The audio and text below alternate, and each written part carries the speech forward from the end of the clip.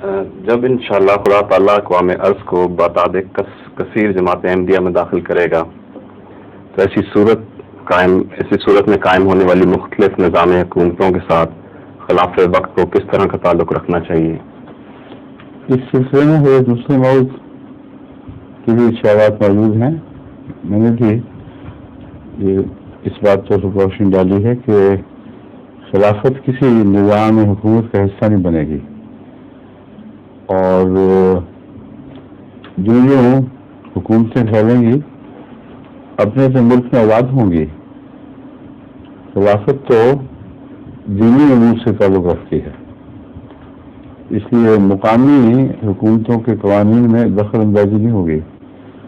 مگر اگر عوام کی تربیت اچھی ہو اور روحانی لحاظ سے بیدار ہوں تو ایسی حکومت کے سربراہ بگڑ سکتے ہی نہیں. یہ بنیادی بات ہے. اگر خلافت کامیاب ہو تو عوام الناس کی تربیت کی طرف نظر رکھے گی، اور اس ضمن میں جو بھی ان کے منتخب ہوں گے وہ اچھے لوگ ہوں گے. اس لیے یہ جو نظام بگڑے کرتے ہیں آہستہ آہستہ بگڑا کرتے ہیں، اور جب بگڑ جائیں تو پھر اس کا علاج کوئی نہیں ہوتا سوائے کہ اللہ تعالیٰ کی طرف سے کوئی خاص فیصلہ فرمائے. ظہور مہدی آخر